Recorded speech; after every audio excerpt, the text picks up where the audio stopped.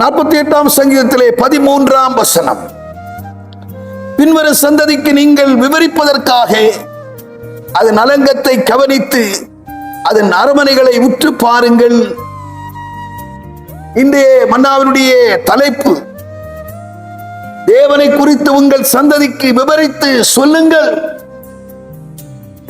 தேவனுடைய கிரியைகளை குறித்து நாம் நம்மை சுற்றி இருக்கிறதான பிள்ளைகளுக்கு, நம்முடைய சந்ததியினருக்கு, நம்முடைய உறவினர்களுக்கு, நம்மை சார்ந்தவர்களுக்கு முக்கியமாக அவருடைய கிரியைகளை நாம் விவரித்து சொல்ல வேண்டியது அவசியமாயிருக்கிறது. 96ஆம் சங்கீதத்திலே 3ஆம் வசனம் விதமாய் சொல்லுகிறது, ஜாதிகளுக்குள் அவருடைய மகிமையையும் சகல ஜனங்களுக்குள்ளும் அவருடைய அதிசயங்களையும் விவரித்து சொல்லுங்கள். சொல்லுங்கள், கர்த்தரை பாடி அவருடைய நாமத்தை ஸ்தோத்தரித்து நாளுக்கு நாள் அவருடைய இரட்சிப்பை சுவிசேஷமாய் அறிவியுங்கள் என்று 96ஆம் சங்கீதத்திலே 2ஆம் வசனம் சொல்லுகிறது. 2-3 வார்த்தைகள் நாம் தவறாமல் தயங்காமல் நாம் பிறருக்கு தேவனுடைய நல்வார்த்தைகளை விவரித்து செல்லக்கூடியவர்களாய் இருக்கிறோம். அது நம்மேல் விழுந்த கடமையாய் இருக்கிறது. நற்செய்தி அறிவிப்பது, நாம் பெற்றுக்கொண்ட நன்மையை பிறருக்கு சொல்லி பிறரை ஆதாயப்படுத்துவது நம்மேல் விழுந்த கடமையாய் இருக்கிறது.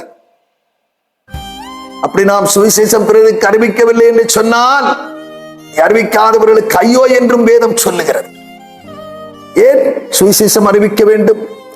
ஏன் அது நம்மேல் விழுந்த கடமையாய் இருக்கிறது என்று நீங்கள் சொல்வீர்கள் என்று சொன்னால், 1 பேதுரு 2ஆம் அதிகாரத்திலே 9ஆம் வசனம் சொல்லுகிறது, அந்தகாரத்தின் இருளில் இருந்த நம்மை ஆச்சரியமான ஒளியினிடத்திற்கு வரவழைத்தவருடைய புண்ணியங்களை அறிவிக்கும்படியாகவே உங்களையும் என்னையும் தெரிந்து கொள்ளப்பட்ட சந்ததியாக, ராஜரீகமான ஆசாரிய கூட்டமாக, அவருடைய சொந்த ஜனமாக, பரிசுத்த ஜாதியாக பிரித்தெடுத்தார். இப்படி பிரித்தெடுக்கப்பட்ட நீங்கள் நிச்சயமாகவே நீங்கள் பெற்ற நன்மையை, நீங்கள் அனுபவித்த சந்தோஷத்தை, நீங்கள் பெற்றுக்கொண்ட அந்த நித்திய மீட்பை குறித்து, நித்திய மகிமையை குறித்து, நித்திய வீட்டை குறித்து, வர இருக்கிற நீங்கள் சென்று அடைய போகிற அந்த நித்திய வீட்டை குறித்து நீங்கள் பிறருக்கு, உங்கள் அயலகத்தாருக்கு, உங்களை சார்ந்தவர்களுக்கு, உங்களுடைய சகோதரர்களுக்கு அறிவிக்க வேண்டியது அவசியமாயிருக்கிறது. அவனை கேட்கிற அருமையான தேவச்சனமே, இன்னும் நாள் கடத்தாதபடிக்கு இது என் தலைமையில் விழுந்த கடமையாயிருக்கிறது என்று சொல்லி நீங்கள் கூடுமான வரைக்கும், உங்களால் முடிந்த வரைக்கும் ஒரு சிலரையாவது ஆதாயப்படுத்தி அவருடைய திருமணத்தை நிறுத்தக்கூடியவர்களாய் காணப்படுங்கள். நிச்சயம் அதற்கு கர்த்தர் உங்களுக்கு உதவி செய்வார் என்கிறதிலே சந்தேகமில்லை. பரலோக பிதாவே, நாங்கள் உம்மை துதிக்கிறோம், ஸ்தோத்தரிக்கிறோம். ஆண்டவரே, அந்த காலத்தின் இருளிலிருந்து ஆச்சரியமான ஒளியிடத்திற்கு வரவழைத்தவருடைய புண்ணியங்களை அறிவிக்க வேண்டும் என்று சொல்லி வார்த்தை சொல்லுகிறதப்பா.